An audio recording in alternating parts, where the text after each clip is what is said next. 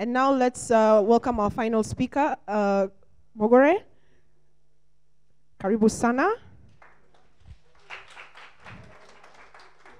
So about those clubs, about the clubs.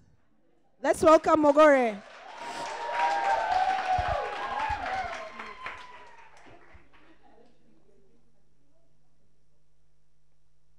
Good morning, ladies. There's always a first time for something, isn't there? And I believe you're all here because you're in that space. You're either in business or you're employed. How many of you are employed? Looking to branch out or do have your side hustles. It's a good thing. You were told about that, right? Earlier, Frida talked about it. You know, even where you are, there's something that you're getting from there, right? Okay, who's heard of Little Paws Montessori House? Who's heard of Little Paws Montessori House? Okay, so I guess I'm not doing too badly. So have I communicated me? Thanks. Okay, so my name is Mugure, and I think of everybody who's spoken before, let me make a confession. This is the first public speaking that I'm doing.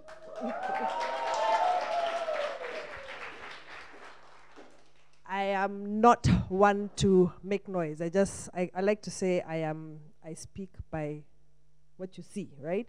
But I know that it's important to be able to communicate and also just to share my experiences with my fellow women, because one of the things that we tend to do as women is pull each other down, okay?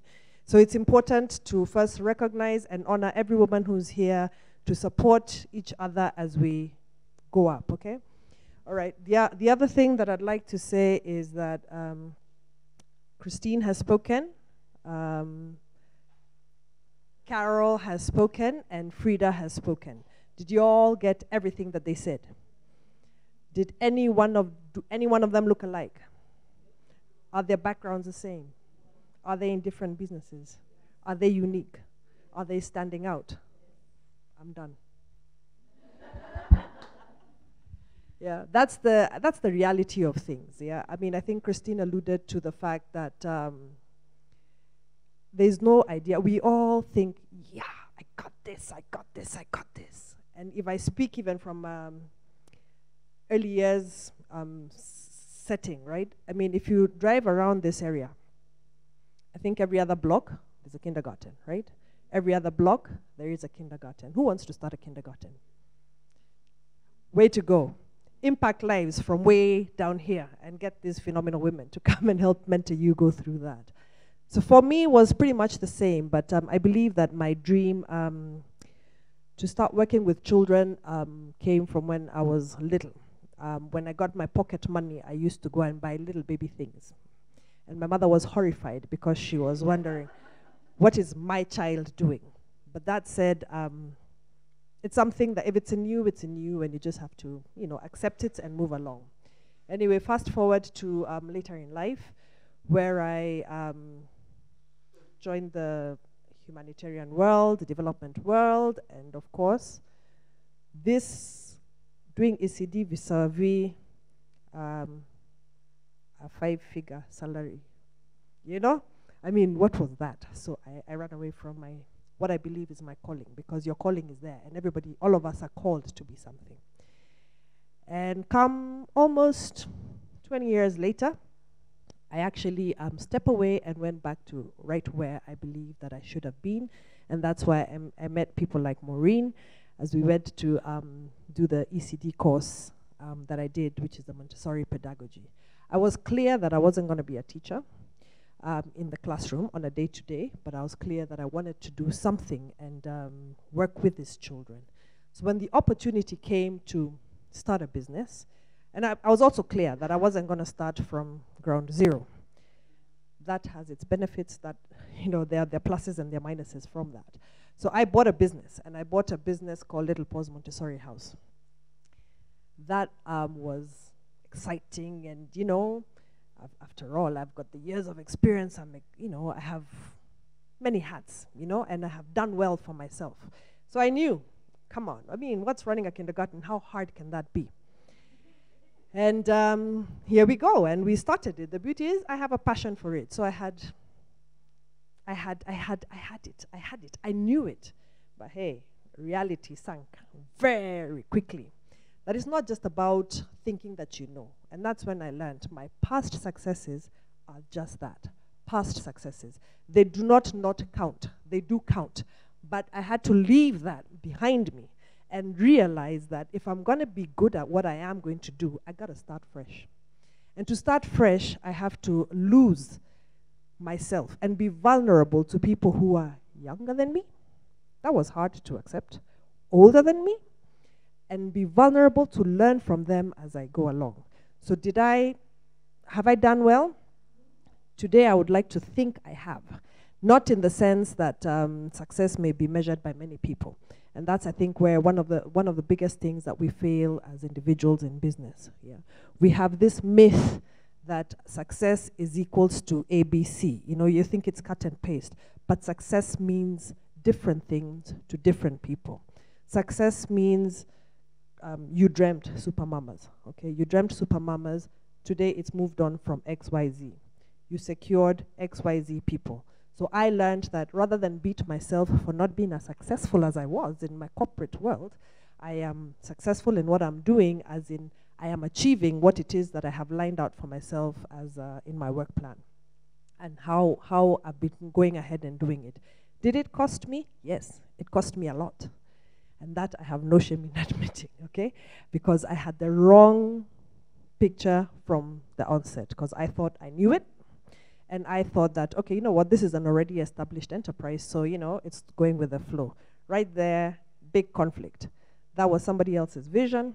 I had my vision, and unless my imprint was in the business, there was absolutely no way I was going to be able to move it forward. So I hit very many walls before I realized, hey girl, wake up. It's not about, you know, thinking that you're all that. So I had to go back to the drawing board, and I did. And I'll admit that as it was costly for me then, today I can tell you that I am reaping the benefits of the decisions that I made. I thought that I was going to fail flat, you know, and you look at, oh my goodness, my bank balance, oh my goodness, you know, what's going to happen. But if I hadn't done that, I think I would just have continually been digging a hole in the ground. So how do you stand out, you know, in what you're doing? I'm not going to reinvent the wheel. Passion, it was talked about. You must be passionate about what you're doing. Step up a bit. You must be obsessed about what it is that you're doing, okay? There's nobody here who's the same as we identified. We all have ID cards, right? And on our ID cards, we have thumbprint, don't we? That thumbprint is unique. I think that in itself will just tell you when God created us, he created us all unique with something that we've got to give in a different way. Yeah, I mean, if we actually realize that, then you'll stop trying to compete with the next school. Okay, you'll stop trying to look at who's this person and what's this person. Believe in you, believe in what it is that you're called to do, and go for it. Okay, it takes grit to do that. Okay, people will call you mad.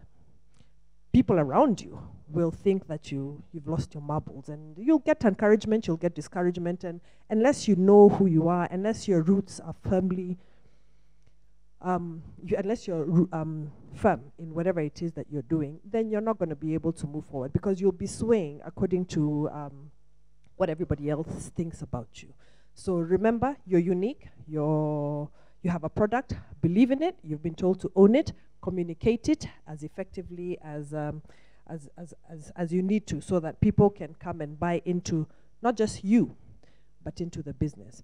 So for me, that what I went through, you know, the adversity, so to speak, in the business is what made me realize what I need to be and how I need to manage that. And whilst I do work in my business, I think I've grown to the point where now I don't just work in my business, I've stepped back to work on the business, because there's power in people, and the people who you surround yourself with, and people who buy into your vision.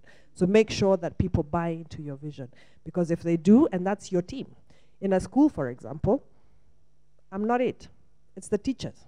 If they don't buy into my vision, if they don't buy into what it is that I want, then I really have got nothing to sell, okay? So it's slowly coming together. It has come together, I think, and now the only way is moving forward. It's not easy. Does it happen overnight? No. Does it happen according to your work plan? No. That's why you need to remain flexible to adjusting your goals and what you had planned. Yeah, change your work plan according to the reality that's there, and there's no shame in doing that, and there's no shame in admitting that yes, it is hard, and it can be disappointing. I mean, there are many times I've thought, okay, you know what, let me go back to doing XYZ because I was good at XYZ. Then I ask myself, why don't I bring my XYZ into what it is that I'm doing so that I can actually make my product a lot better, okay? So again, in my business, and as has been spoken by everybody before me, your customer. Who's your customer? In a school, who's your customer? And what else? Exactly. We're all moms, including me, and I thought my kids were little Einsteins. Nobody could figure them out and everything, right? But my opinion is actually very important as a parent. So it's important for you to actually recognize that your child is your client, but the mother of that child has power over that child. She has power of attorney, so that child can make that decision. So being available, communicating, being open, being transparent, and being clear from the onset is the one thing that will make you stand out. Are there schools that are doing better than I am? I'm certain they are. But guess what? I have no shame in learning from them. I will walk into all the different schools that I have. I moved my school from a nice, cushy little corner to the heart of the giants, okay? I'm right next to Riara, and I'm right next to Makini, and these are giants, you know. Did it scare me? It did. But you'll be so surprised that those are the very people who have embraced me, and they're mentoring me and walking with me as I move forward in this journey, okay? So whoever is around you, you are told about people in your prayer group, okay? I will speak to Maureen. I will speak to you. I'm sure I've got something to learn from you. Learn from networks, from books, from podcasts. Just continuously remain that way. Continuously surround yourself with people who will affirm you and remind you who you are, because we do get overwhelmed. We're mothers. We have other obligations in society. We do get overwhelmed. But even in that being overwhelmed, what is it? What is it that is me? What is it that is me as my business that keeps me going, okay? I don't think I want to add any more to that. And I'll just stop there for now. Thank you.